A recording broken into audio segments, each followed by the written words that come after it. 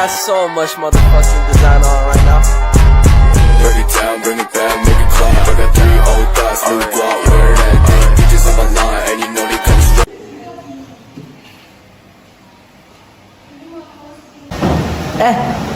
Materi minggu lalu yang diajarkan oleh guru itu apa? Oh, materi minggu lalu itu tentang demokrasi terpimpin. Jadi menurut Soekarno, demokrasi liberal itu nggak cocok dengan kepribadian bangsa Indonesia. Makanya pada 5 Juli 1959, Soekarno mengeluarkan dekret presiden dan berdasarkan dekret pula dilaksanakan demokrasi terpimpin. Mengingat adanya perdaulatan di daerah-daerah, kami, Presiden Indonesia, Panglima Tertinggi Angkatan Perang, menyampaikan konsep sistem demokrasi liberal akan digantikan dengan demokrasi terpimpin. Akan dibentuk kabinet gotong royong yang menteri-menterinya terdiri atas orang-orang dan 4 partai besar, yaitu PNI, PASYUMI, NU, dan PKI. Pembentukan demokrasional yang terdiri atas gotong royong fungsional dalam masyarakat, dewan petugas pemberi nasihat kepada kabinet baik diminta maupun tidak. Terus pada 19 Mei 1950, para tokoh di daerah yang melakukan pertemuan guna menanggapi konsepsi yang dikeluarkan oleh Presiden. Saya mewakili dari Pulau Jawa, termasuk negara Republik Indonesia. Indonesia adalah negara kesatuan. Saya mewakili Pulau Sumatera, tepatnya pada daerah Aceh. Saya mewakili Pulau Kalimantan. Saya mewakili Indonesia bagian timur, Indonesia yang setuju pada negara kesatuan. Lalu pada tanggal 22 April 1954, Presiden Soekarno menganjurkan untuk kembali kepada Undang-Undang Dasar 1945 sebagai Undang-Undang Dasar Republik Indonesia. Selamat siang, salam sejahtera bagi kita semua. Selamat siang. Saudara-saudara sekalian, kita sedang mengalami pergaulatan nasional. Ini bukanlah demokrasi. Ini telah merongrong kemampuan presiden dan liberalisme. Hanya akan memporak-porandakan kesatuan dan persatuan bangsa Indonesia. Kita harus kembali ke jiwa nasional dan kembali ke Undang-Undang Dasar 1945. Rekan-rekan dari konstituante, kalian punya tugas untuk menyusun Undang-Undang Dasar. Maka dari itu, lanjutkan sidang ini. Selamat siang.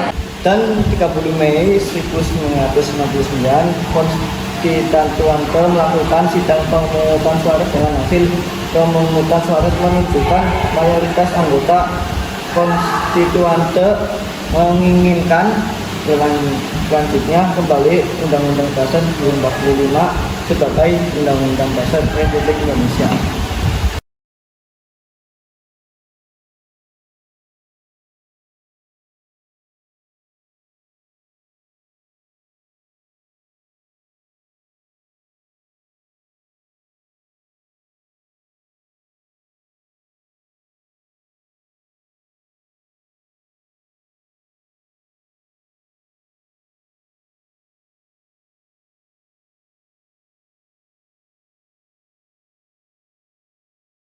Namun jumlah anggota yang hadir tidak mencapai 2/3 dari jumlah anggota konstituante seperti yang dipersyaratkan pada pasal 137 Undang-Undang Dasar 1945. Maka dari itu, pada 1 Juni 1959, Badan Konstituante melakukan pemungutan suara ulang. Hasil pemungutan suara kembali dinyatakan tidak sah dikarenakan tidak memenuhinya 2/3 dari jumlah suara yang dibutuhkan. Makanya saat tanggal 3 Juni 1959, konstituante mengumumkan untuk istirahat dan pengumuman tersebut diikuti dengan larangan dan penguasaan perang pusat untuk melakukan segala bentuk kegiatan politik. Ya betul banget, itu tahu. Dan dalam masa istirahat tersebut beberapa tokoh partai politik mengajukan usul kepada Presiden Soekarno agar mendirikan berlanjutnya kembali Undang-Undang Dasar 1945 dan membubarkan konstituante. Yang mulia Presiden, saya sebagai perwakilan Partai Katolik jelas melihat situasi bangsa ini yang kian kekuasaannya meronta-ronta merongrong Presiden Soekarno. Alangkah baiknya yang mulia, Presiden bisa mendeklarasikan bahwa sidang perseteruan dibubarkan dan kembali pada Undang-Undang Dasar 1945. Saya sarankan sebagai pengangkat politik jelas-jelas melihat situasi bangsa ini. Mohon pertimbangannya yang mulia Presiden.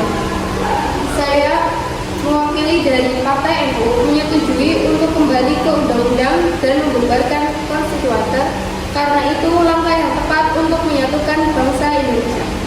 Bagaimana dengan yang lain? Kami sepakat dengan pendapat mereka. Ya, saya juga sepakat sama pendapat apa yang mereka berikan. Baiklah, untuk menindaklanjuti hal ini, saya akan mengeluarkan dekret Presiden. Dan tepat pada tanggal 5 Juli 1954, Presiden Soekarno mengeluarkan dekret Presiden.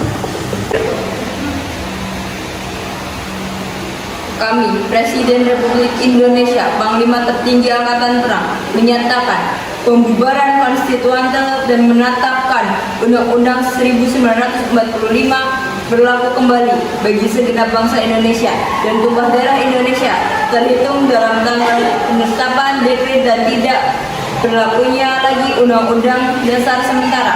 Pembentukan Majelis Permusyawaratan sementara yang terdiri atas anggota DPR ditambah dengan utusan-utusan daerah dan golongan diselenggarakan dalam waktu sesingkat-singkatnya ditetapkan di Jakarta dalam 5 Juli 1959 atas nama rakyat Indonesia. Presiden Republik Indonesia, Panglima Tertinggi Angkatan Perang, Soekarno. Setelah terbentuknya demokrasi terpimpin sekaligus pertanda awal dari perekonomian terpimpin, Indonesia melakukan beberapa proyek besar yaitu proyek Ganevo dan proyek Kanevo. Proyek inilah yang menyebabkan kegagalan pada perekonomian di Indonesia.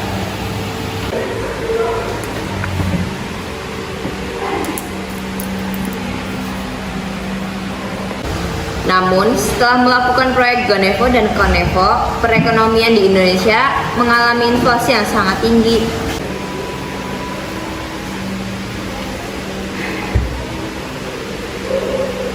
Setelah mendapatkan laporan ekonomi dari Sekretaris Kepresidenan yang menunjukkan tingginya tingkat inflasi, Presiden melakukan kebijakan yang bertujuan untuk menekan laju inflasi di Indonesia dengan melakukan deklarasi ekonomi atau yang disebut dengan DEKON. Sampai akhir masa demokrasi terpimpin dengan sistemnya yaitu perekonomian terpimpin. Keadaan ekonomi Indonesia sangatlah suram. Namun meskipun suram, terdapat bisnis yang timbul pada saat masa ekonomi terpimpin yang dianggap menjadi prestasi, yaitu berusaha ke BUMN yang dikelola oleh negara antara lain yaitu Pertamina, PLN Persero, PGN, dan Telkom Indonesia.